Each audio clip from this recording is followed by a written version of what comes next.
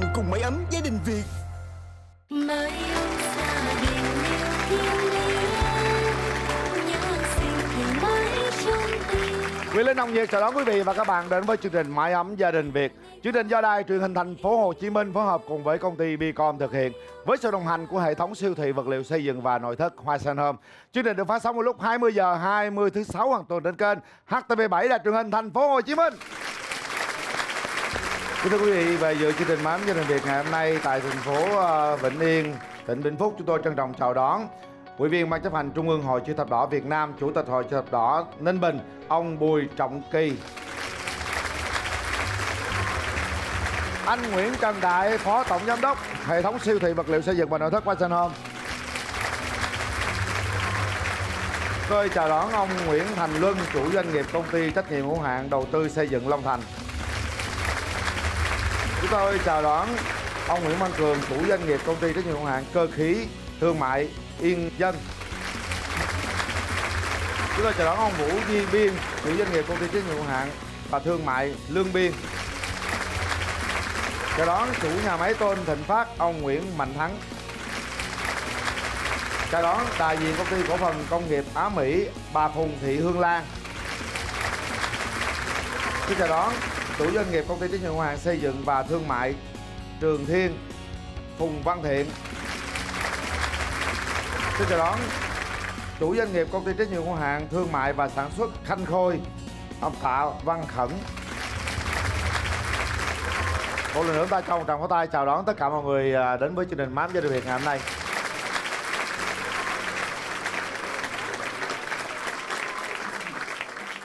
Mỗi ngày trôi qua, chúng ta bộn bề với rất nhiều công việc mưu sinh cơm áo gạo tiền, nhưng đâu đó còn rất nhiều hoàn cảnh còn khó khăn hơn nữa. Với họ, mưu sinh là một điều rất là căng thẳng thưa quý vị. Chính vì thế, chương trình Mái ấm gia đình Việt sẽ đến nơi để hỗ trợ họ, chia sẻ họ, giúp đỡ họ và động viên họ với những năng lượng tích cực nhiều hơn. Hy vọng ngày hôm nay chúng ta sẽ hỗ trợ 3 hoàn cảnh gia đình có hoàn cảnh khác nhau, sẽ có thêm nhiều động lực, niềm vui trong cuộc sống này.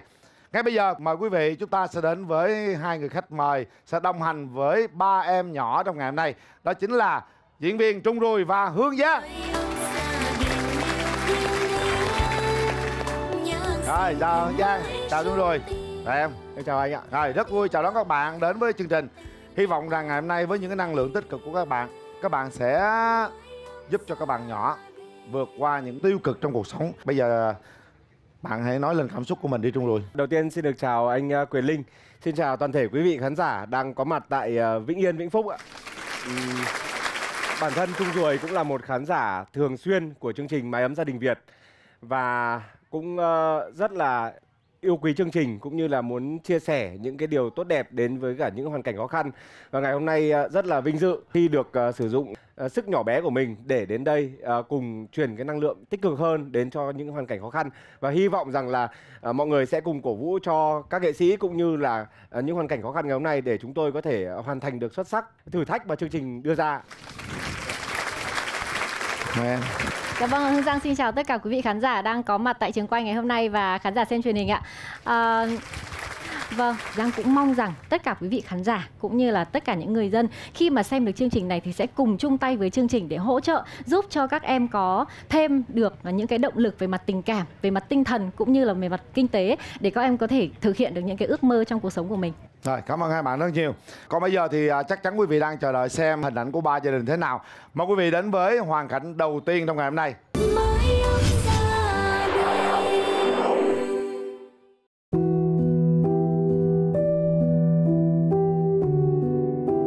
Con tên là Dương Nhân Kiệt, học sinh lớp 8C, trường trung học cơ sở Đông Sơn ạ. Hiện nay con đang ở với mẹ và em gái ạ. Bố con mất 5 con học lớp 3. Anh là mất vì bệnh hiểm nghèo, tâm thần phân liệt, tức là lúc thì tỉnh táo, còn lúc thì do cái sự tác động của thần kinh nên là không được tỉnh. Khi mà phát bệnh thì gần như là anh biến thành một con người khác. Mặc dù bố bị bệnh nhưng mà khi bình thường là bố rất hiền và rất thương ba mẹ con ạ. Bây giờ nó mất rồi là con cảm thấy thiếu đi một chỗ dựa tinh thần vững chắc của con. Vâng, con đã mất gần 2 năm để ổn định tinh thần hơn và chấp nhận là bố đã mất ạ. Công việc của tôi thì đi làm thuê, ai thuê gì thì làm cái đấy thôi. tức là công việc cũng không đều. Có lúc thì đi làm cỏ, có lúc thì đi bón phân, dọn chuồng trại, rồi là đi hỗ trợ tiêm gà, phun phòng dịch hay là phun thuốc sâu, thuốc cỏ. Thì công việc thì nó cũng không đều, người ta gọi lúc nào thì mình đi lúc đấy. Có thể là lúc trưa cũng đi, có thể là sáng sớm đi, có thể là tối mịt thì mới về nhà. Mẹ thì thi thoảng là thường xuyên bị ốm. Lúc mẹ như thế là con cảm thấy rất buồn, vì con thương mẹ vì chúng con mà phải đi làm cũng vất vả. Lúc mẹ ốm hay mẹ đi làm về là con thường rót nước cho mẹ uống và bóp vai cho mẹ, kể cho mẹ những chuyện ở lớp ạ. Ở trong gia đình thì mất đi trụ cột thì tôi cũng nhiều lúc cũng cảm thấy rất là mệt mỏi. Không biết là mình có đủ sức khỏe để mà đi đến cùng với con không. Tôi cũng rất là thương các cháu, thì cũng chỉ biết là mình sẽ cố gắng hơn thôi. Sáu là có một lần mẹ con bị ốm mấy ngày. Thời đấy thì mẹ con vừa mới trả nợ cho một người xong. Lúc đấy là hết gạo lại ốm ấy, nên là lúc đấy con đi vay gạo để con nấu ấy cho mẹ ăn. Điều là con lo sợ là một ngày là mẹ không còn ở bên cạnh con nữa. Thế thì cảm xúc của con sẽ là buồn rồi tủi thân vì con mất đi chỗ dựa duy nhất còn lại. Tôi tên là Lê Thị Thu Thủy, Chủ tịch Hội Chữ Thập Đỏ thành phố Tam Điệp, tỉnh Ninh Bình. Hoàn cảnh của chị rất là vất vả vì trước đây là chồng đã bị ốm rất là lâu từ khi các cháu còn bé, nên phải vay mượn để chạy chữa bệnh. Sau đó thì cũng phải xây nhà để có nhà dân cửa. Các cháu là tuy là điều kiện hoàn cảnh rất là khó khăn nhưng mà rất là cố gắng, luôn đạt thành tích cao trong học tập, là được các nhà trường, các cô giáo rất là khen. Cháu Kiệt là mơ ước là làm kiến trúc sư để có thể xây ra những ngôi nhà rất là đẹp. Chúng tôi cũng mong muốn là sự chung tay của toàn xã hội, đặc biệt là của các nhà hảo tâm trong và ngoài thành phố, ngoài tỉnh, sẽ giúp cho cháu có những suất học bổng để có thể là cháu đạt được ước mơ là học hết trung học phổ thông, sau đó đi học đại học để trở thành một người kiến trúc sư tài giỏi. Mẹ biết là các con là thiệt thòi hơn so với các bạn cùng trang lứa, nhưng mà mẹ mong là các con sẽ cố gắng, vì cái hoàn cảnh của mình thì lại càng phải cố gắng hơn, trưởng thành hơn và biết tự lo cho bản thân mình hơn.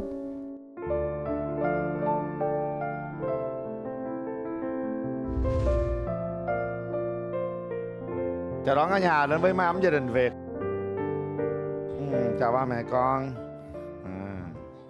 Mỗi ngày trôi qua thì sức khỏe của chị thế nào? Sức khỏe thì cũng bình thường, nhưng mà có cái bệnh là hay chóng mặt, đau đầu.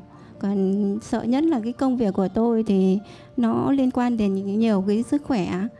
Thì cái điều tôi lo sợ nhất bây giờ là tôi không đủ sức khỏe để cùng con đi đến cùng. Đúng rồi đó. Chị phải thực sự giữ gìn sức khỏe của mình. Bởi bây giờ chị là niềm tin của hai con, là trụ cột của hai con. Chị mà không khỏe đó thì hai con nó khổ lắm. Mình phải bảo vệ thật là kỹ, đeo khẩu trang rồi vào chị ha. Rồi con gái nè, rồi mỗi năm mẹ có may quần áo mới cho con đi học không? Dạ, năm ngoái thì mẹ cũng có cho một lần thôi ạ. Một lần thôi. Có bao giờ con buồn tủi vì điều đó không? Dạ, cũng rất nhiều ạ. Rất nhiều. Con có thường xuyên thấy mẹ khóc một mình không? Dạ có. Những lúc mẹ khóc thì con làm gì? Những lúc mẹ khóc thì con cũng sẽ để bên mẹ. Con có biết rằng có rất nhiều lần mẹ nhịn đói để nhường cái ăn cho con không? Dạ có. Có hả? Con nói gì với bố của mình khi mà thắp nhang cho bố?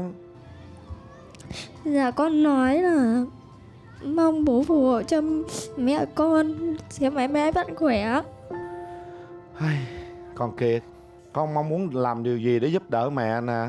Con mong muốn là học hành thật giỏi để sau này có thể xây cho mẹ một căn nhà, chăm lo cho mẹ. Học hành thật giỏi để xây cho mẹ căn nhà, đó là mơ ước rất là chính đáng. Hoàn cảnh như vậy Trung Rùi thấy thế nào? Chào cô. Từ khi mà cô Hạnh, em Kiệt và em gái của Kiệt bước ra thì em rất là nhớ mẹ em. Chia sẻ với cả Kiệt là Bố anh cũng mất khi năm anh 22 tuổi. Hoàn cảnh của gia đình anh cũng rất khó khăn. Mẹ của cháu cũng đi làm, cũng phải đốt lò than để nấu cơm. Đến ngày hôm nay thì chắc là Kiệt thấy anh cũng đã có những cái thành công của riêng mình. Anh đã vượt qua khó khăn của chính bản thân mình. Trước khi mẹ mất thì cũng đã vài năm mẹ được nhìn thấy cái thành công của mình. Và anh cũng hy vọng rằng ngày hôm nay ở chương trình Mái Ấm Gia Đình Việt là một cái thử thách nhỏ thôi, nhưng hãy cố gắng vượt qua, để trước mặt còn rất nhiều thử thách lớn nữa. Mình là đàn ông, mình là trụ cột của gia đình, thì hãy là cái chỗ dựa cho mẹ và em nhá. Phương Giang, anh nói gì đi? Cảm xúc của em hiện nay thế nào? Tại vì là em cũng có con gái. Khi mà em nghe con nói chuyện thì là em thấy là con em sướng hơn bé rất là nhiều ấy. Cho nên là khi mà nhìn thấy các bạn nhỏ như thế, em không thể giấu được cảm xúc của mình. Cô cũng mong rằng là con sẽ thật là mạnh mẽ. Mặc dù là đòi hỏi cái sự mạnh mẽ của con ở cái thời điểm này thì nó cũng hơi sớm quá. Vâng, hơi sớm quá, nhưng mà vì hoàn cảnh của mình đã như vậy rồi, bắt buộc là mình phải có cái sự mạnh mẽ thôi.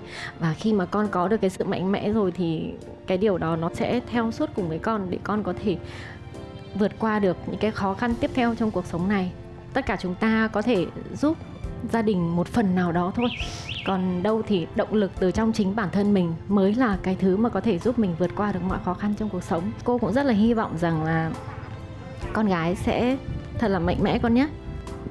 Nè, qua chú lên nói nghe nè con. Sao con khóc hoài nãy giờ vậy? Mong manh, yếu đuối.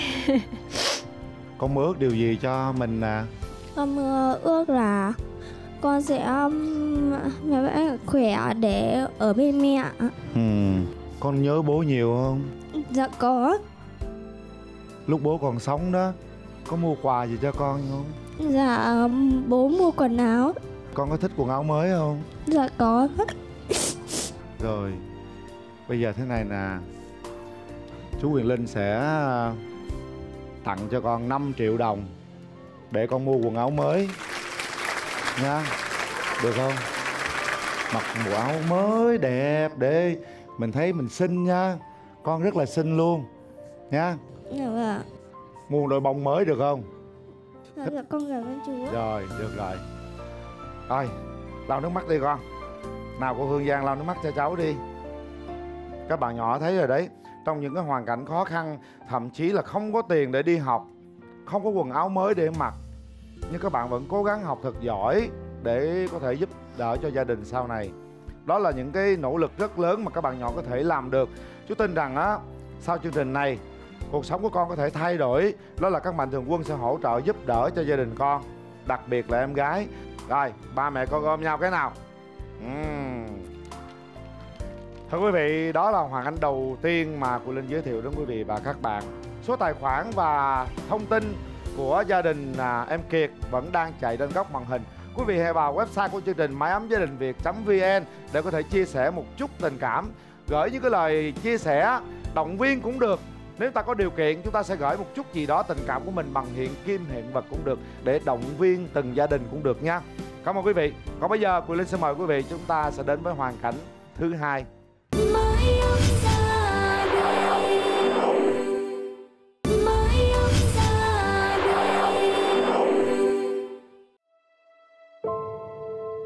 Con tên là Phạm Thị Thanh Trúc. Con học lớp 9C của trường Trung học cơ sở Văn Hải. Con năm nay 14 tuổi.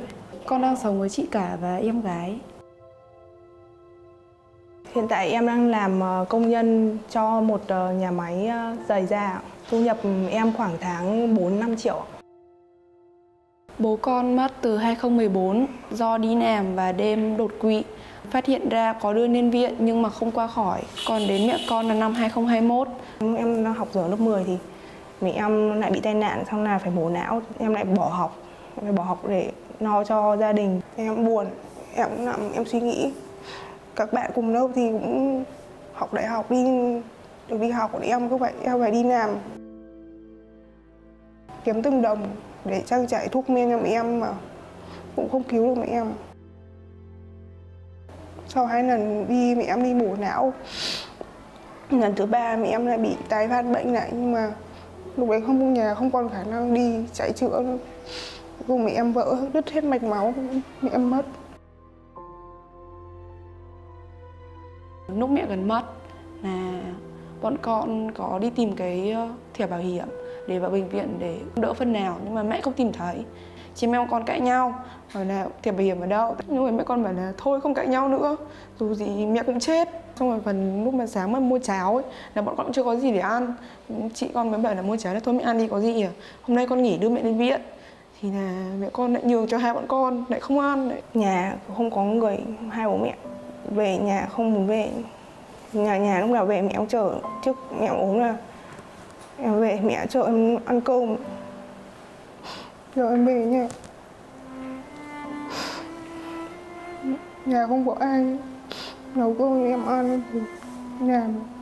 Sau đám ma mẹ mất, chị con không xin được Việt Nam, ở nhà phụ giúp và nom bàn thờ hương khói cho bố mẹ, nên là không có khả năng kiếm ra tiền.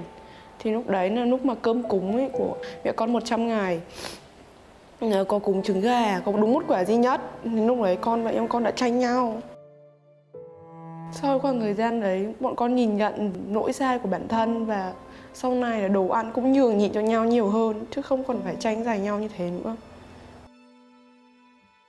Tôi tên là Đoàn Ngọc Minh, Chủ tịch Hội Chữ Thập Đỏ xã Văn Hải, huyện Kim Sơn, tỉnh Ninh Bình.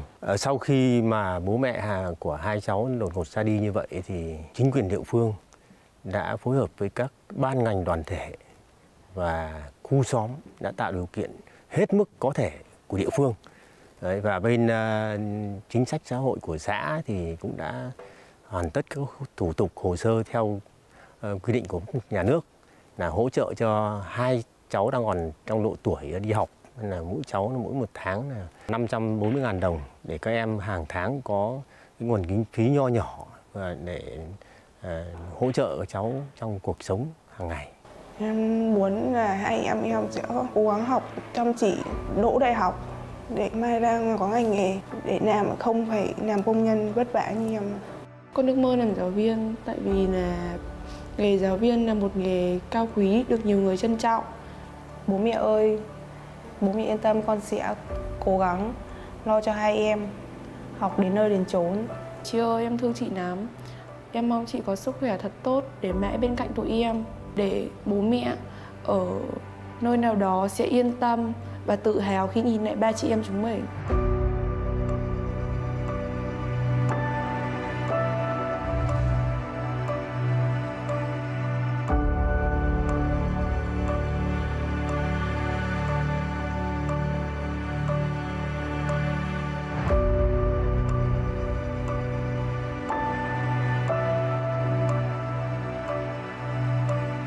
Rồi, chào ba con gái nào qua đây. Đây là con. Ba chị em sống ở trong nhà, rồi xung quanh mình không có bà con gì hết hả? Có bà nội nhưng mà bà già rồi, phải nuôi 3 đứa cháu nữa. Con nhà cô. Con nhỏ không? Còn một đứa lớp 1, một đứa lớp 7. Trời đất ơi. Vậy bà nội con cũng khổ quá hả? Vâng ạ. Từ lúc ba mẹ mất đến bây giờ, rồi mỗi tháng như vậy, không có tiền đi làm, rồi tiền đâu mình đóng học phí cho các em của mình, lo cơm áo gạo tiền trong gia đình. Đi vay ạ. Vay nhưng em làm giả, mượn trước giả sau ạ. Có bao giờ chị để cho hai em ở nhà không có đồ ăn cơm không? Dạ không ạ. Chị vẫn để đồ ăn ở nhà nhưng mà cơm chị đem đi lại không có thức ăn ạ. Chị không có thức ăn, để thức ăn về lại cho hai em. Vâng. Trời đất ơi. Con mong muốn điều gì cho gia đình của mình hả con? Con mong muốn là có đầy đủ thành viên. Con mong muốn là bố mẹ con sống để cho chị con học hết đại học, về để nối tiếp ước mơ của chị, chứ không phải để chị khổ như thế này. Mong muốn cả gia đình đầy đủ thành viên không thể được nữa rồi con. Bây giờ chú nghĩ rằng chúng ta mong muốn hiện thực hơn chút xíu. Quan trọng là chị con có sức khỏe, chị con sẽ có công việc nào tốt hơn. Mong muốn rằng sau này hai đứa sẽ thực hiện được ước mơ của mình là trở thành giáo viên. Đúng không? Con gái nhỏ nè, con mong muốn làm cái gì? Dạ con muốn làm bác sĩ ạ. Cái con đường trở thành bác sĩ đó nó xa lắm, nó cũng khó lắm. Bằng sự nỗ lực của mình, phải nỗ lực gấp mấy trăm%, một chặng đường rất dài nữa. Bây giờ trước mắt á là con cố gắng hỗ trợ tinh thần cho chị, học thật giỏi cái đã, để chị mình yên tâm đi làm ha. Bây giờ con đang làm công nhân hả? 4 triệu mấy một tháng. Dạ vâng ạ. Khó quá. Có thể trên sóng truyền hình có nhiều doanh nghiệp nào đó có thể giúp đỡ cho các em nhỏ một công việc gì ở nhà, chẳng hạn khi đi làm về đó, khi đi học về đó, có một cái việc làm gì ở nhà để kiếm thêm thu nhập để phụ cho chị nữa thì họa may. Con mong điều gì cho gia đình mình hả con? Nhà con bị nứt dột thì ạ. Con muốn có mái tôn để che mưa che nắng cho hai em con có chỗ ở với học hành ạ. Mái tôn chú Quyền Linh lo, được chưa? Dạ con cảm ơn ạ. Sẽ lo cho mái tôn lại hết, để cho không có mưa dột nữa, để ngôi nhà nó ấm áp hơn cho 3 chị em. Con cảm ơn ạ. Cho con yên tâm đi làm để cho hai em ở nhà học. Ngoài ra thì mình còn mong muốn gì nữa không? Sang năm em muốn mua em cái xe máy điện để em đi cấp 3. Vậy là một ước mơ nữa, chiếc xe đạp điện đúng không? Chị Hương Giang sẽ lo chiếc xe đạp điện. Rồi chị Hương Giang lo chiếc xe đạp điện. Cảm ơn chị ạ. Anh Trung vừa nãy xem những cái câu chuyện mà bọn em kể, anh rất là xúc động nhất khi về những câu chuyện em kể về mẹ, cho tới những lúc mà mẹ ốm đau nhất, sắp mất thì mẹ vẫn lo cho các em. Cái tình thương của người phụ nữ dành cho gia đình như thế hơn hẳn đàn ông của anh rất nhiều. Anh chúc các em hãy đùm bọc nhau, và chị đã hy sinh cái ước mơ của mình vì tương lai của các em, thì các em hãy cố gắng lên để có một cái tương lai tốt hơn, để bù đắp lại cho những cái hy sinh của chị. Thì anh cũng xin phép, anh Quyền Linh xin phép chương trình được tặng các em 5 triệu đồng bù thêm vào và mua cái xe, hoặc là các em làm cái công việc gì đó. Là chị với Trung góp tiền mua xe à? Chị mua xe riêng nhé. Đúng rồi, đúng cái nào ra cái đó. Đúng. Okay. Hương Giang là xe đạp điện riêng, còn Trung Rùi là 5 triệu đồng riêng. Dạ. Tại vì Trung bảo là Trung góp vào cho em chưa hiểu. Đúng rồi. Đấy. Bây giờ đầu tiên là mình có niềm vui rồi, 3 cái niềm vui nha. Niềm vui đầu tiên là cái mái tôn nó sẽ tạo nên sự ấm cúng cho gia đình, tôi lo. Chiếc xe đạp điện Hương Giang lo. Tiền mua quần áo mới Tết này á 5 triệu đồng là Trung Rùi lo. Anh Trung lo. Đó, ngon lành. Em cảm ơn chị rất nhiều ạ. Thôi gọi anh là anh nhé, đừng cảm ơn chú, anh ít tuổi. Rồi quý vị, đó là hoàn cảnh thứ hai. Số tài khoản và thông tin vẫn đang chạy trên màn hình. Và hãy vào website maiomgiadinhviet.vn để tìm hiểu rõ về hoàn cảnh, để có thể hỗ trợ và giúp đỡ nhiều hơn nữa cho gia đình của 3 em gái không có ba, không có mẹ, thưa quý vị. Và bây giờ Quyền Linh xin mời quý vị đến với hoàn cảnh cuối cùng trong ngày hôm nay.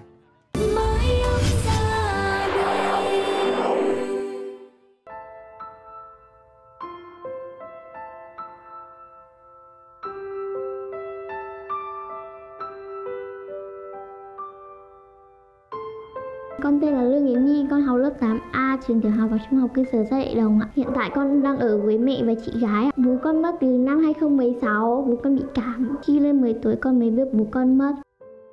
Tên tôi là Tạ Thị Hạnh, mẹ của cháu Lương Yến Nhi ạ. Ngày hôm 15 rằm tháng 7 ạ, thì hai vợ chồng vẫn đi bốc măng, là tối về kêu đau đầu là đưa đi viện.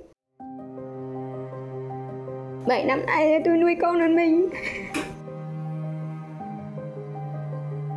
Con cảm thấy rất là buồn và tủi thân khi nhìn thấy các bạn được bố đưa đi học. Nhưng lúc đó con sẽ ước bố con sống lại, nhưng điều đó không bao giờ được thành hiện thực.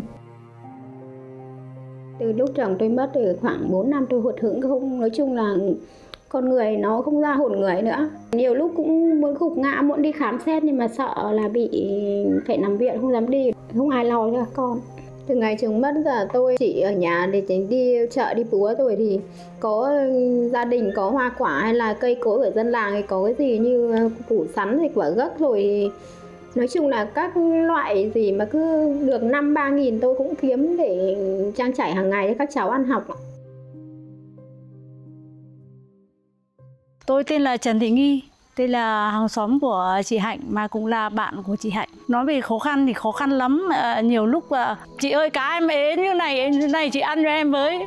Thế thì bảo là thế cái mang về có được bằng nào thì lấy bằng đấy. Đôi khi nhà có cái ăn rồi nhưng mà vẫn phải lấy. Vì lúc ý 1-2 giờ rồi người ta ăn xong rồi còn đâu nữa. Cá thì để ươn thì ai lấy. Cũng thương lắm thì cứ động viên nhau thôi chứ cùng ở đây thì nó nghèo.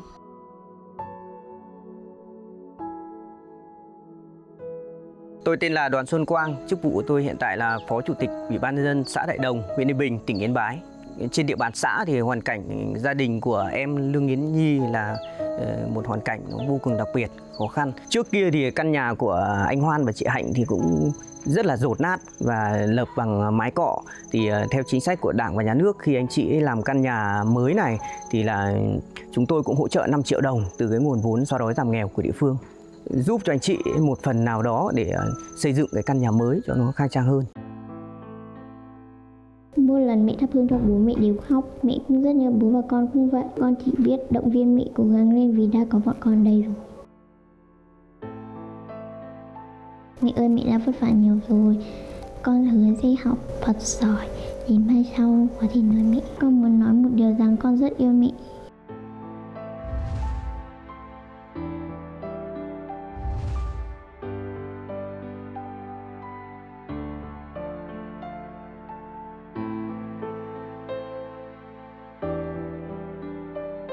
Chào chị. Chào hai con. Ba mẹ con. Em cũng Yên Bái. Vợ em Yên Bái. Ủa Linh thấy chị ngồi bán gì vậy? Dạ em đi bán hàng rong các thứ, bán hoa quả rồi cá mũ ở hồ ạ. Ngày đến là 50-30, 70, hôm nào đi cả ngày thì được tầm khoảng 100 ạ. Vâng. Bán ngày nào ăn ngày đó. Vâng, bán ngày nào ăn ngày về trang trải, còn tiền lãi ngân hàng rồi nói chung là các khoản, đủ các khoản luôn. Chỉ trông chờ mỗi phải đi chợ ba mẹ con để nuôi nhau hàng ngày thôi ạ. Con gái lớn là nhiêu tuổi rồi con? Dạ con 16 tuổi. Con tên giờ gì? Con tên Thảo ạ. 16 tuổi, em 14 tuổi. Hai chị em bằng nhau luôn. Này chắc thiếu ăn nè, thiếu dinh dưỡng nè. Mẹ có lo cho tụi con ăn đủ không? Dạ bước có bước không. Trời ơi nghe mà đứt ruột à. Những bữa không có ăn thì sao con? Ăn cơm chan nước mắm.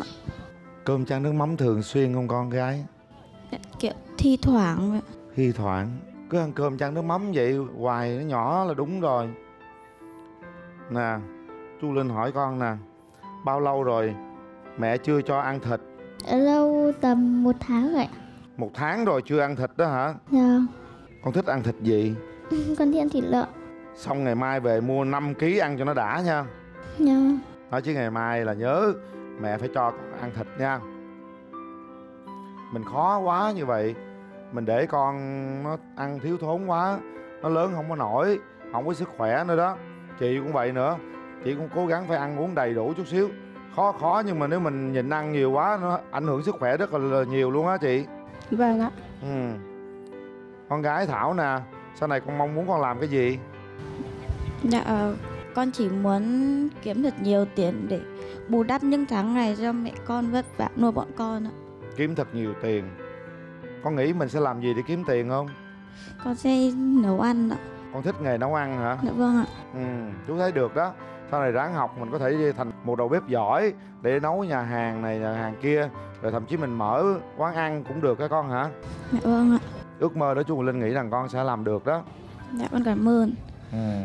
Thật sự là đến thời điểm như thế này thì chị cũng đã rất là cố gắng và các cháu cũng rất là cố gắng rồi. Em chúc cho ba mẹ con có thật là nhiều cái điều may mắn ở phía trước nữa và mọi người hãy cố gắng hơn.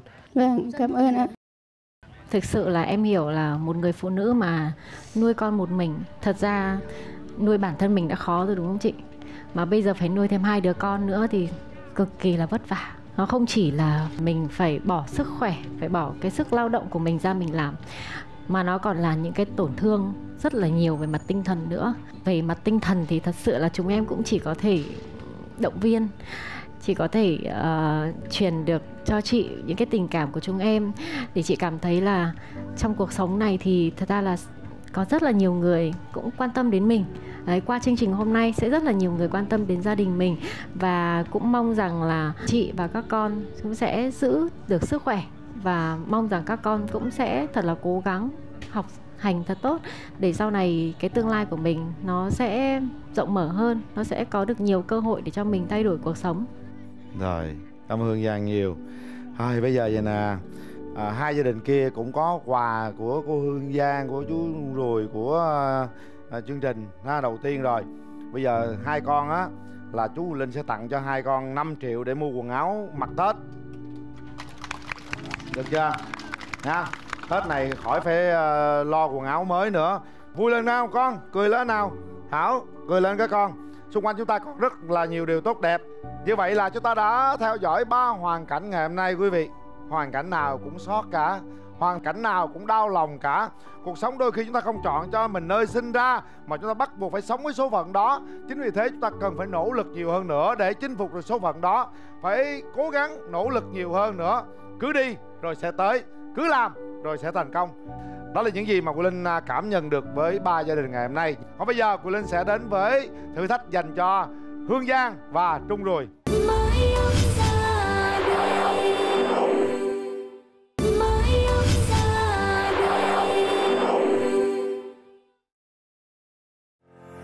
Tôn Hoa Sen hân hạnh đồng hành cùng mái ấm gia đình Việt.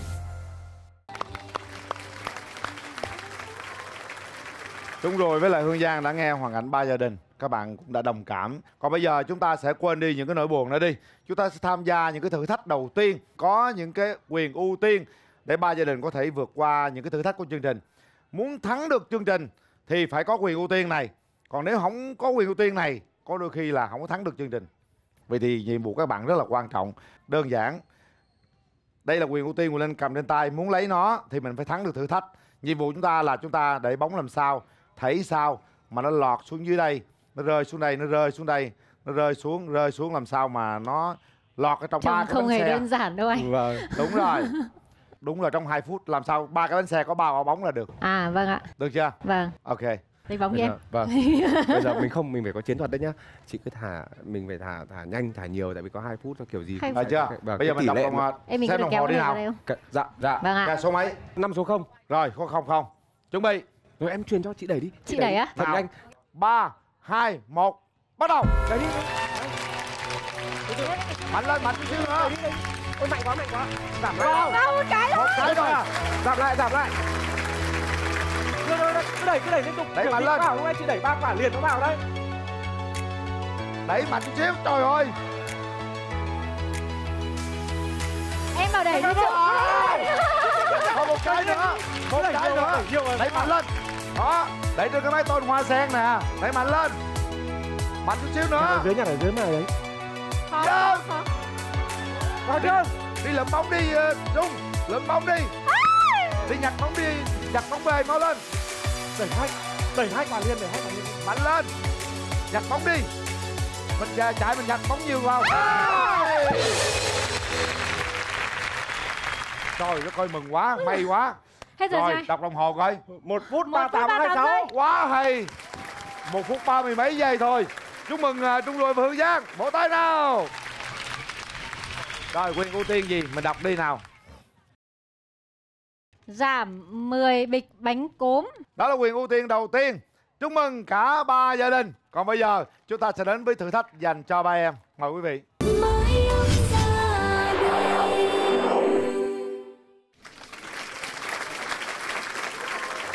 Cảm ơn quyền ưu tiên của Trung Rùi cùng với Hương Giang đã dành cho 3 em. Còn bây giờ 3 em sẽ đến với thử thách đầu tiên của chương trình. Thử thách như sau. Chúng ta sẽ có rất là nhiều cốm. Các bạn có nhiệm vụ là sẽ gói 50 cái gói cốm gạo gì đó. Chú Quỳ Linh thông báo là đây là thử thách rất là quan trọng dành cho các con nha.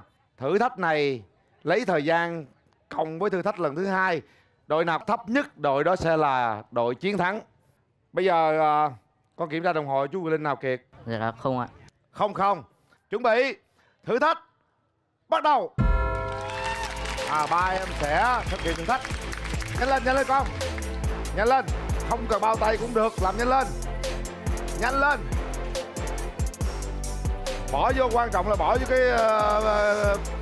túi ly lông cho nó nhanh. Kiệt, cố gắng lên con. Đây là nỗ lực của các con đó. Thắng hay là không thắng là do nỗ lực của các con đó. Nhanh lên. Trong cuộc sống mình phải nhanh lên con. Càng nhanh càng tốt, bởi vì thời gian nó quyết định cái sự thắng thua của con nha. Buộc chặt lại. Cố lên. Buộc vậy là xong nè đó. Không cần quay gì hết. Nhanh lên, nhanh. Rồi xong. Một đội xong. Ok. Còn sót hả? Còn sót chạy tiếp. Coi lại coi. Đủ chưa? Rồi bây giờ bấm nha. Ok. Một đội.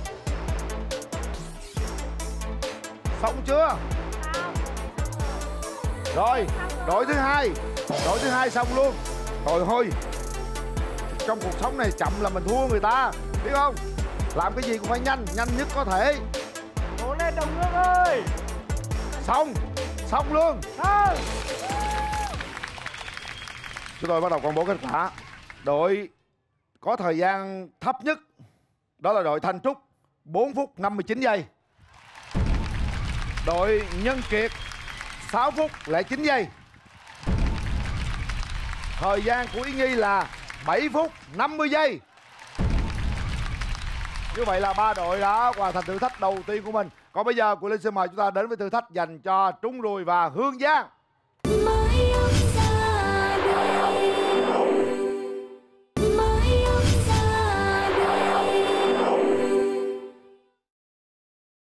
Đây là thử thách thứ hai dành cho Hương Giang và Trung Ruồi, vẫn là quyền ưu tiên. Các bạn có nhiệm vụ là dùng cái cây này di chuyển cái bóng bàn đi vượt qua cầu khỉ, và sau đó các bạn sẽ đặt ở trên cái này. Đặt sao nó phải nằm lên đây, hiểu chưa? Dạ, rồi đơn giản thôi. Quan trọng là thời gian. Nói thì đơn giản anh ạ. Đơn giản lắm. 3 phút nhá. Xem thời gian nào. Không. Quyền ưu tiên nằm ở đây. 3, 2, 1, bắt đầu. Di chuyển. Nào, cổ động lên các bạn ơi, cố gắng lên. Từ từ đi, nó chưa quen đâu, rồi nó sẽ quen thôi. Cố lên. Anh ơi, dốc. Lụm lên, cho lụm lên luôn, nhanh lên. Rồi, đúng rồi đó. Cố lên nào. Cẩn thận, bình tĩnh, ngon lành. Tiếp tục. Tập đi cầu khỉ đi, đó, Trung Ruồi đi cầu khỉ rất là hay. Hương Giang đi thế nào? Cố lên. 2 phút rồi. Úp nó vào luôn. Đó. Đó, xong. Rồi, Hương Giang đâu? Đâu rồi, nhanh lên. Em đây. Thôi. Ráng lên. Đó, cho nó vào. Thôi. Anh đừng nhìn. Hả? Anh đừng nhìn. Anh đâu có nhìn đâu. Ráng lên. Trời ơi. Trung ơi, chị nhường này cho em này. Hả? Ráng lên. Rồi, vô, chạy về đi. Mau lên. Hả? Rồi, chạy về luôn. Đó, vậy cho nó nhanh đi, lâu quá. Chơi gì lâu quá trời đất à. Còn cái cuối cùng đó. Ráng lên. Cái cuối cùng, mau lên. 5, 4. Rồi,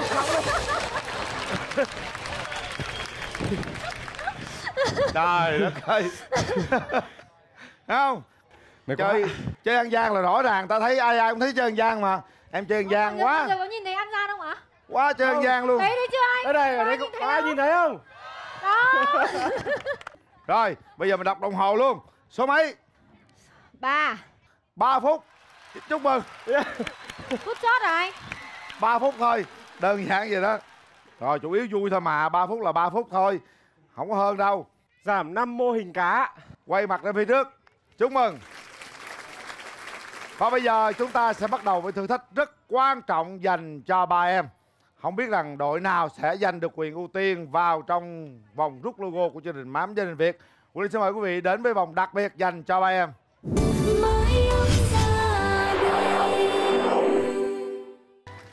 Rồi, bây giờ chúng ta sẽ đến với thử thách vô cùng quan trọng. Thử thách này nó có đưa chúng ta vào vòng đặc biệt rút logo của Mái Ấm Gia Đình Việt hay không. Ở vòng rút logo rất nhiều giá trị giải thưởng đang chờ các con đó, rất là lớn. Chính vì thế nên là thử thách này các con phải nỗ lực hết sức mình luôn, bằng mọi cách phải chinh phục được nó nha. Nhiệm vụ các con là câu cá thôi. Mình vừa câu mình đi qua kia mình thảy lên cái lưới kia kìa. Sau khi mà chú Quyền Linh thấy 20 con cá nằm trên cái lưới đó, chú Quyền Linh sẽ bấm đồng hồ dừng lại. Đội nào có thời gian thấp nhất đội đó thắng. Vậy thôi. Bây giờ là mình bốc thăm. Ai thi trước là số 1, thi nhì là số 2, thi cuối là số 3. Rồi, nhỏ con nhất rút đi con. Nhi. Nhi thi đầu tiên. Trời ơi, nhỏ con đi số 1. Kiệt. Số 2. Rồi, Trúc thi số 3. Bây giờ thì là chúng mình kiểu lấy tinh thần đi anh. Đúng rồi, lấy tinh thần. Nào, cả ba tất cả chúng mình nha. Cùng cố gắng 1 2 3 Zone ạ. 1 2 3. Zone, cố lên. Đây là thử thách rất quan trọng. Nhi đọc đồng hồ cho chú Quyền Linh nào. Số 00 ạ. Số 00 nhé. Rồi, chuẩn bị. Thời gian dành cho em Nhi bắt đầu. Đồng hồ bắt đầu chạy, chúng ta bắt đầu thử thách đi. Chạy qua bên kia, đem cá vào lưới. Công việc càng nhanh càng tốt. Làm sao 20 con cá nằm ở lưới là xong. Cẩn thận cho con, hãy sao nó vào cái lưới. Chết rồi. Quan trọng là mình câu được cá rồi thảy làm cái lưới mới được. Đó. Trời ơi, mới có một con thôi. Đấy, mình câu được cá mà mình không cho nó vào lưới thì cũng không xong. Nhanh lên. 1 phút 30 giây. Tôi sẽ cho nó lên 1 phút xíu cho nó dễ chút xíu. Đó. Đó, như thế này nó dễ hơn. Gần hơn nó dễ chút xíu. Xa quá rất là khó. Con cá này dễ câu quá mà sao câu không được vậy? Không dễ đâu anh.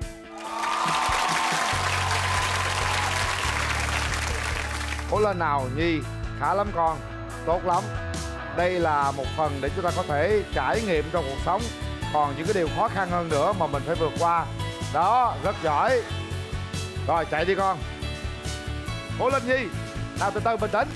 Rồi, ok. 2, 4, 6, 7 rồi. Mệt quá, cố lên Hương Giang. Ôi, hay lắm. Hay lắm Nhi. Cố nào tung đôi, cố nào. Hay lắm. Cố lên Hương Giang. Được rồi. Nhẹ nhàng thôi con, nhẹ nhàng thôi. Rồi, được rồi, hay lắm. Cố lên nào Hương Giang. Ok, nào tung đôi. Cố lên, cố lên. Được rồi. 6 con nữa là xong. Rồi, 5. Cố lên.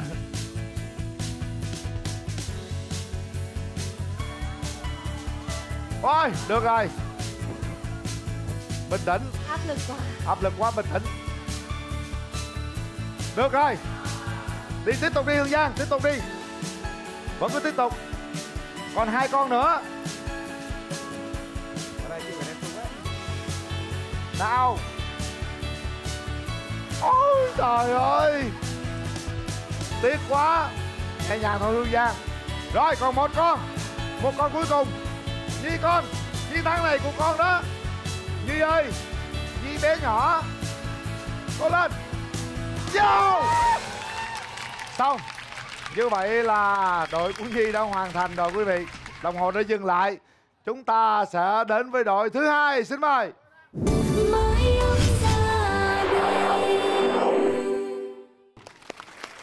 Chúng ta vừa đến với đội đầu tiên của em Nhi. Còn bây giờ là đội thứ 2 em Kiệt.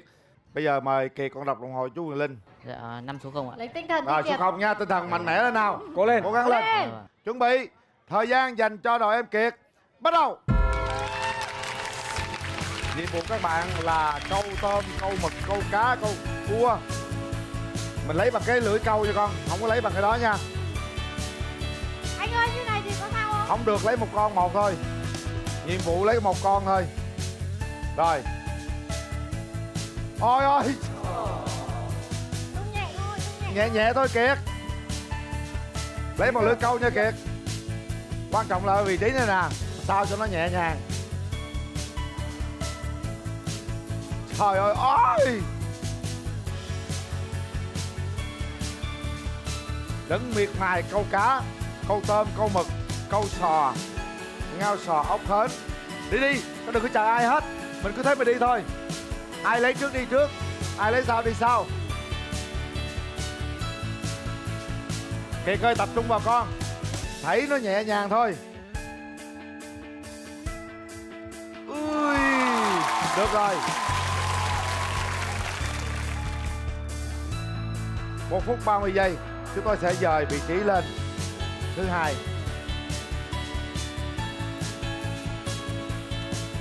Hay quá Hương Giang.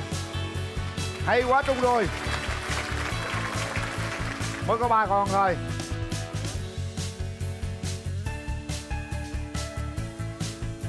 Bốn. Ôi giời ơi. Được rồi. 5 con. Ồ. Đáng nào Hương Giang. Xuất sắc nào. Xuất sắc. Đúng rồi. 3, 2, 1. Bắt đầu. Vô.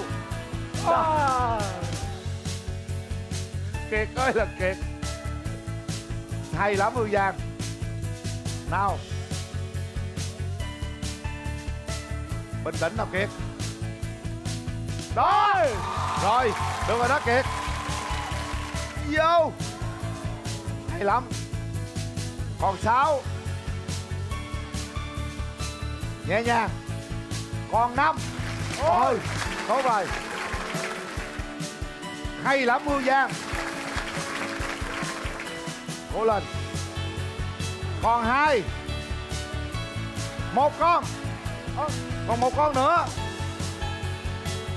Tôi tin vào bạn nào. Cô gái xinh đẹp Hương Giang.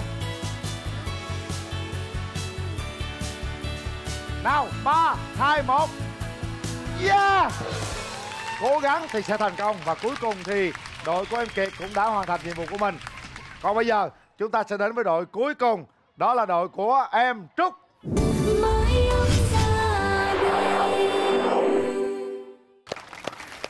Rồi sẵn sàng. Rồi mời Trúc kiểm tra đồng hồ nào. Dạ không ạ. Không nha. Hương Giang thấy sao rồi? Chiến đi anh. Vẫn được ha. Vâng. Trung rồi vẫn được ha. Tuy bây giờ thì sức đã mệt hơn nhưng mà kinh nghiệm thì có nhiều hơn. Đúng rất rồi. là công bằng. Chuẩn bị. Đội cuối cùng. 3, 2, 1. Bắt đầu. Quan trọng là có một chút may mắn là chúng ta sẽ thành công thôi. Nỗ lực đã có. Quan trọng là may mắn. Đó, nãy câu chơi câu được, giờ câu hoài cũng được.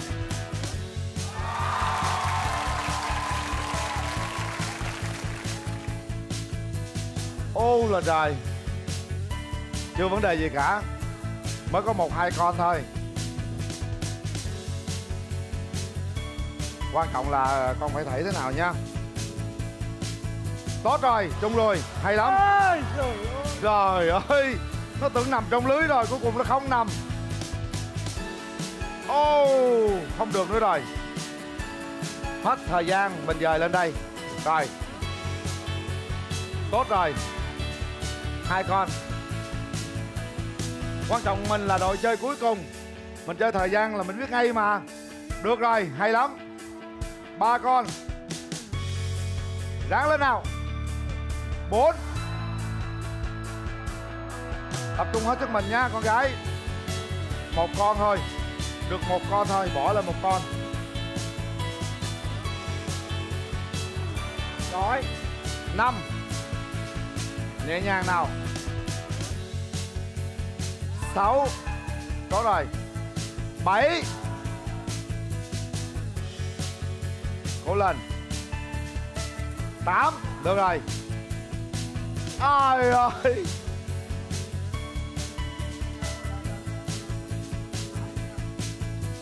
Vô.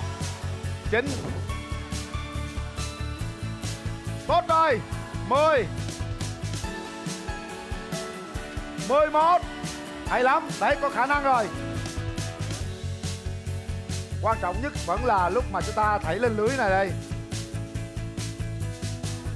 Tốt rồi. 8 con nữa. Vô. Còn 5 con nữa. 2, 4, 6, 8, 10, 12, 14, 15. Còn 5 con nữa, đúng rồi. Ném vào cái đống đó đi. Còn 4 con. Còn 4 con nữa. Còn 3 con. Còn 2. Ồ, tuyệt vời. Còn 2 con nữa. Cố lên, nhanh lên nào. 2 con cuối cùng. Còn 2 con cuối cùng. Rồi, 1 con. Còn 1 con cuối cùng nào. Còn 2 cô gái của chúng ta. Cố gắng lên, chinh phục lên. 2 con. Còn 1 con cuối cùng. 1 con thôi. Yeah! Tuyệt vời. Chúc mừng. Đội của em Trúc đã hoàn thành xuất sắc. Bây giờ chúng ta bắt đầu công bố kết quả.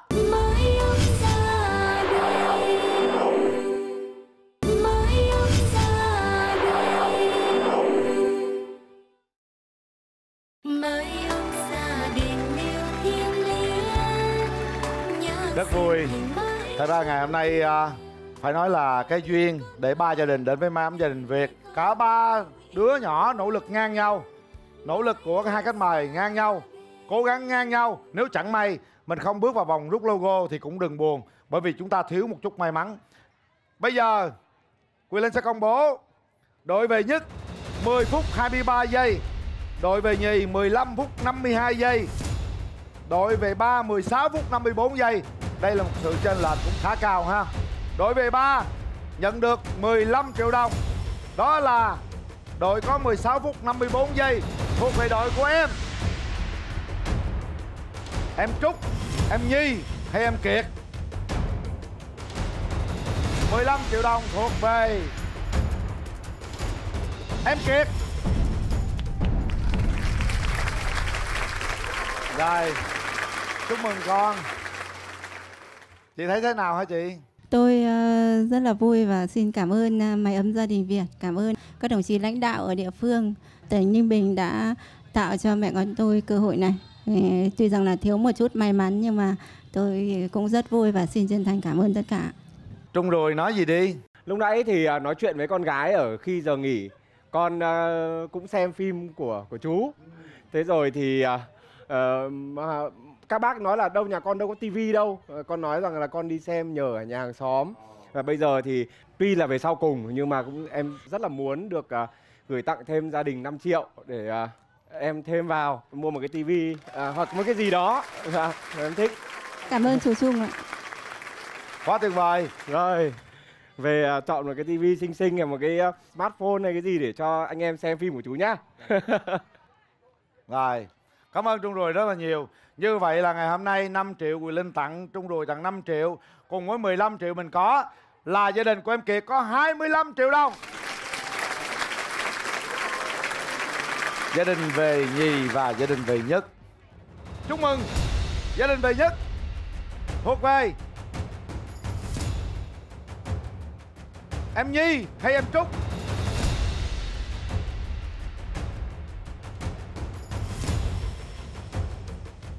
Chúc mừng.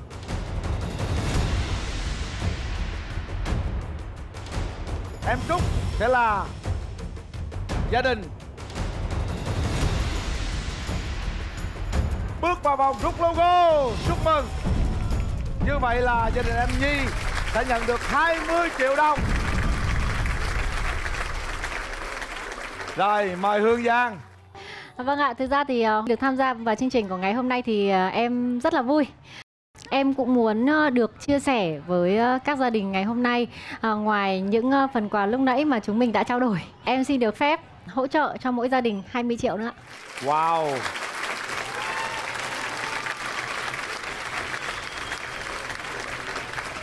Mỗi gia đình 20 triệu.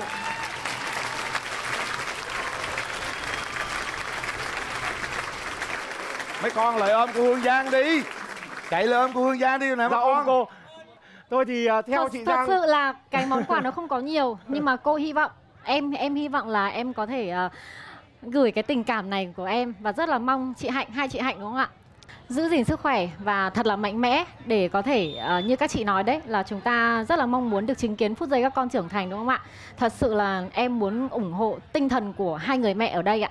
Và các con thì chắc chắn là các con phải cố gắng nhiều hơn nữa rồi đúng không ạ? Mình cho nhau một lời hứa các con nhá. Cô hy vọng rằng sau này ấy, gặp các con trên con đường đời thì cô mong rằng sẽ được nhìn thấy các con thật là thành công và thật là hạnh phúc. Tuyệt vời. Cảm ơn tất cả mọi người ạ. Phải nói thật là Cho rất là chú mong muốn Quyền Linh bắt tay Hương Giang cái nào. Cảm ơn em. Cảm ơn tình cảm đó. Và lúc nãy thì cũng thiếu một gia đình mà Trung chưa gửi quà, một phần quà như vậy nữa, 5 triệu của Trung dành tới gia đình của tức là Trung sẽ gửi tặng mỗi gia đình 5 triệu. Dạ vâng. Nghĩa là Trung sẽ tặng cho mỗi gia đình 5 triệu nữa. Vâng. Cảm ơn bạn rất nhiều.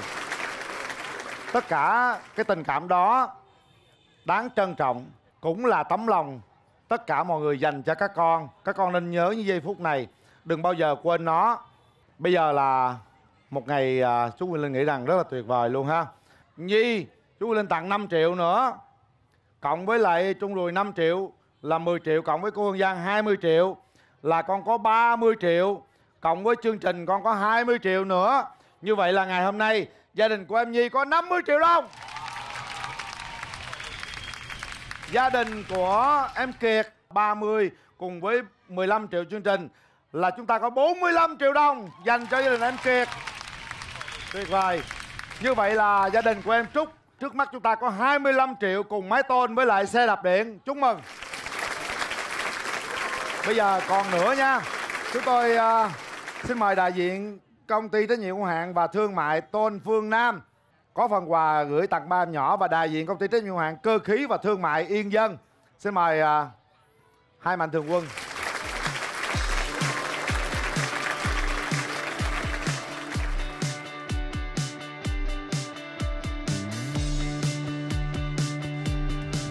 Vỗ tay thật lớn cho tất cả những tấm lòng vàng thưa quý vị.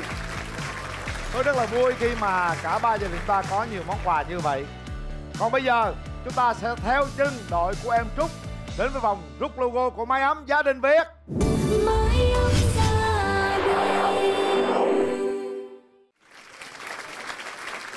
Chúc mừng gia đình em Trúc đã đến với vòng đặc biệt rút logo. Bây giờ rút nhiều hay là ít tùy thuộc vào sự nỗ lực của Trúc với lại hai khách mời ngày hôm nay, Hương Giang với Trung Rùi. Mỗi lần mà di chuyển thì chạy qua cái bánh xe này là chúng ta sẽ di chuyển nước bằng cái chén vào cái thau kia. Sau đó mình bỏ vào cái súng nước, mình bắn ngã mấy cái bowling kia hết là xong. Nếu chúng ta hoàn thành nhiệm vụ trong 1 phút 30 giây, chúng ta sẽ rút hết tất cả các bảng của chương trình. Hoàn thành trong vòng 2 phút, mình rút được 6 bảng. Trong 3 phút, mình rút được 4 bảng. 4 phút, mình rút được 2 bảng. 5 phút trở lên, mình rút được 1 bảng. Vượt qua 10 phút, chúng ta không có bảng nào hết. Nhớ đừng vượt qua 10 phút là được nha. Rồi, mời Trúc đọc đồng hồ cho chú Quyền Linh. 00 ạ. 00 nha. Chuẩn bị. Cái này cố gắng lên. Còn bao nhiêu sức là mình chơi hết nhá, phải cố gắng tốc độ. Đúng nhá. rồi. Rồi, chuẩn bị. 3, 2, 1, bắt đầu. Di chuyển. Nhanh lên. Di chuyển qua, bước thôi không được. Nhảy hoài nó đổ hết nước á. Bước được rồi. Bước được rồi, không có đổ hết à. Bước thôi. Đem nước đi, đúng rồi. Đi qua các bánh xe, đem nước nhiều vào, mình bỏ vào súng mình bắn thôi. Thì bơm sẵn vào súng đi em rồi cho. Càng nhanh càng tốt. Miễn sao có nhiều nước là được. Rồi mình cho nước vào súng đi. Mình đang để em bơm hơi ra nhá. Nhanh lên, nhanh lên. Cho nó căng. Chị giờ 2 súng rồi Trung ơi. Vâng. Và 3 cái súng luôn, ba người cùng bắn luôn. Để em bơm cho. Cái này đây à. Đó. Thêm nước đi, thêm nước đi. Ê, đi, bước lên đây. Rồi yêu quá. Trời ơi. Không được rồi. Nhiều hơi vô.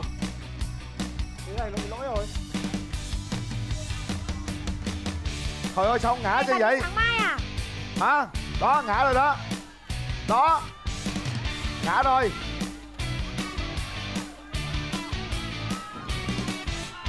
Đó. Phải bơm hơi đi con, bơm hơi đi, bơm hơi. Bơm hơi nhiều vào. Đấy, đúng rồi. Đó, đúng rồi.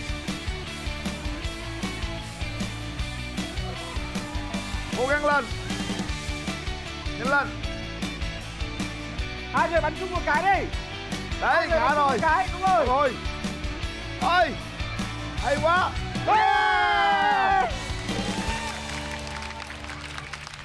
Rồi. Bao nhiêu phút anh ơi, bao nhiêu phút? Như vậy là đồng hồ đã dừng gần 4 phút thưa quý vị. Gia đình của em Trúc sẽ nhận được 2 logo của Mái Ấm Gia Đình Việt. Chúc mừng. Trong cái không khí của Trung Rùi với Lê Hương Giang đem lại có sự phấn khích dành cho các nhà tài trợ nữa. Thành ra là các nhà tài trợ bây giờ lên tặng quà cho các con nữa. Mình vỗ tay thật lớn cho các nhà tài trợ nào. Mỗi con sẽ có một phần quà của các cô các chú đây. Đầu tiên xin mời công ty tôn Liên Thịnh, anh Nguyễn Đức Dũng.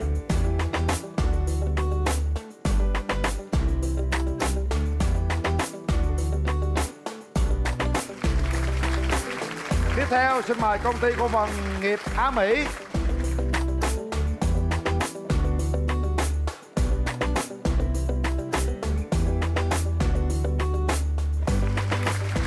Tiếp theo xin mời anh Tạ Văn Khẩn, công ty tôn thép Khanh Khôi. Mời anh.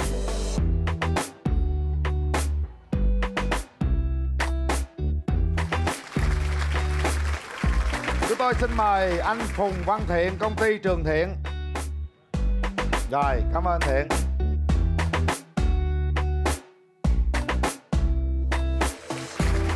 Rồi, xin mời anh Nguyễn Mạnh Thắng, nhà máy tôn Thịnh Phát.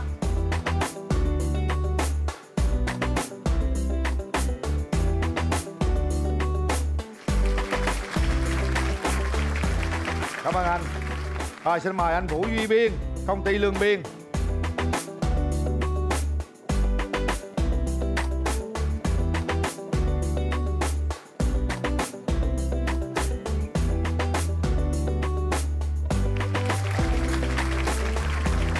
Nào, chúng ta hãy cúi đầu cảm ơn các nhà tài trợ các con.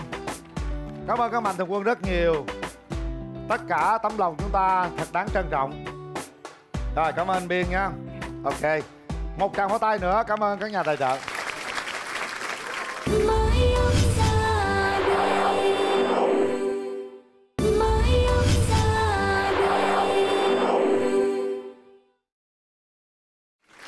Bây giờ sẽ đến phần rút 2 logo của gia đình anh Trúc.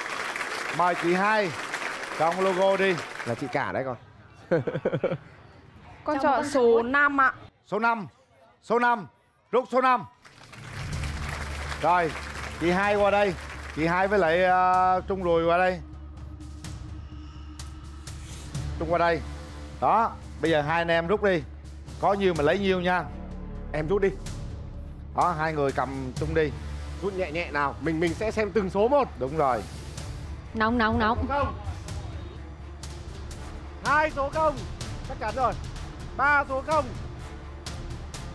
Ống kẹp nhung nóng hoa sen bao nhiêu? Wow. 5 người 95 triệu. Thêm một số nữa đi. Ống kẹp nhung nóng hoa sen 15 triệu đồng. Đó. Rồi, tặng cho ba chị em 15 triệu nữa. Bây giờ còn một bảng nữa. Số mấy? Số 3. Số 3 đi. Số 3. Số 3 đi. Hôm nay quý vị ơi, cho Trúc một tràng vỗ tay. Hôm nay Trúc rất là may mắn. Mình chọn số 3. Rồi, rút số 3. Cả nhà mình qua đây luôn. Ngày hôm nay là mình rất tin vào sự may mắn của Trúc. Hương Giang phụ đi, Hương Giang phụ với em Trúc đi. Tránh ra để chị. Đúng rồi đó. Cũng rất là xì để em. À không, Trúc rút đi. Cô chỉ hỗ trợ thôi. Thụt lui nào. Cố lên. Nội thất là Hoa ngon sen rồi hồn. đấy. Hệ thống siêu thị vật liệu xây dựng và nội thất. Xây dựng và nội thất là ngon rồi anh ơi. Mình kéo qua đi. Chà. Rồi. Đúng rồi, chắc chắn rồi. 6 rồi. Rồi. Một số 0 nữa. Ý. Ôi. Cố lên. Một số 0 nữa rồi. Ồ. Ơi. Ôi.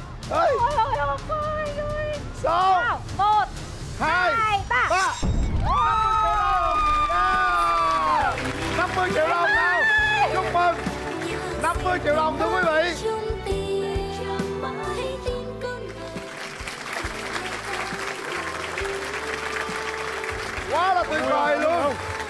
50 triệu đồng. Hoa sen hôm hệ thống siêu thị vật liệu xây dựng Hoa sen hôm 50 triệu đồng. Ống kẽm nhúng nóng Hoa sen 15 triệu đồng. Là 65 triệu đồng. 65 triệu đồng. Nãy mình có nhiêu nữa? 30 tiền mặt. 30 tiền mặt và hiện vật. 95 triệu đồng. Hồi nãy các mạnh thường quân tặng cũng cả chục triệu nữa. Sao? Hôm nay gia đình chúng ta có trên 100 triệu. Quá trời quá đất rồi, vỗ tay lớn lên nào. Chị cả nào nói đi con. Hơn 100 triệu hôm nay đó con. Con không biết nói gì hơn. Cảm ơn thôn Hoa Sen, các nhà tài trợ đã giúp đỡ chị em con ạ. Đó, mình có số tiền cũng khá lớn. Trúc thấy sao? Con thấy hạnh phúc ạ. Có bao giờ mình nghĩ mình sẽ có số tiền lớn như vậy chưa con? Chưa ạ. Hôm nay vui đúng không? Vâng. Thôi cả nhà mình ôm nhau cái nào. Nào, các thành viên của đại gia đình hôm nay. Tuyệt vời, quá tuyệt vời thưa quý vị. Chúc mừng gia đình của anh Trúc. Còn bây giờ chúng tôi xin mời cả ba gia đình ở đây để nhận giá trị giải thưởng của chương trình Mái ấm gia đình Việt.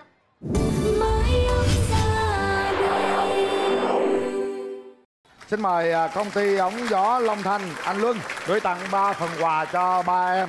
Mời anh.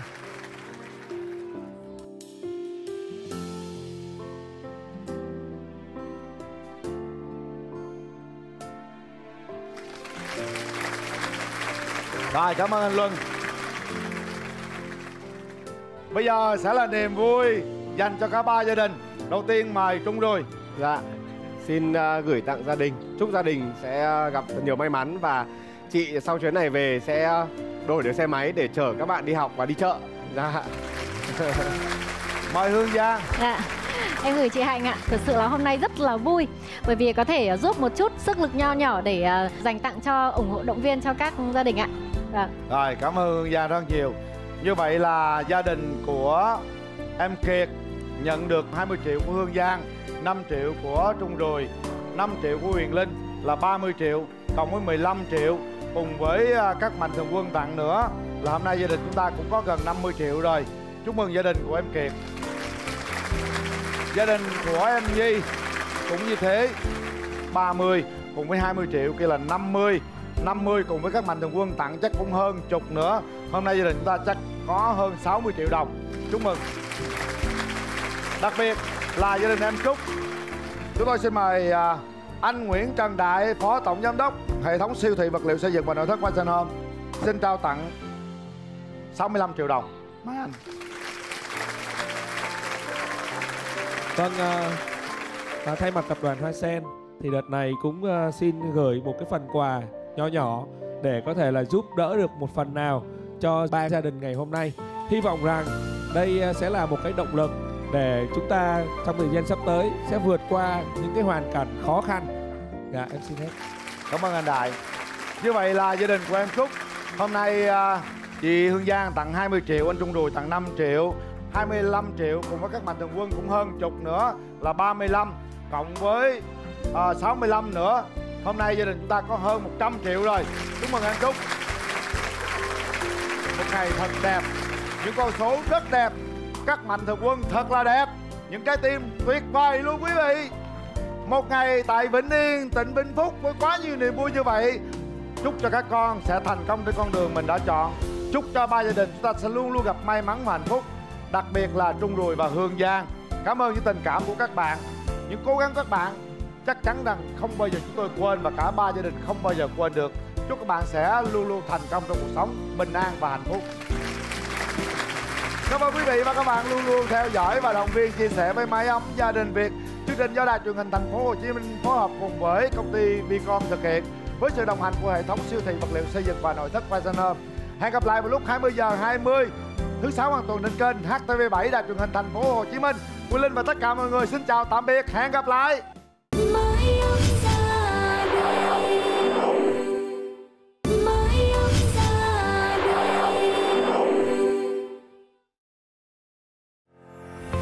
Hoa Sen hân hạnh đồng hành cùng Mái ấm gia đình Việt. Ngày mai con sẽ lớn lên, mái ấm gia đình, Việt Nguyên con không thể quên. Mái ấm gia đình yêu thiêng liêng, nhớ sinh thành mãi chung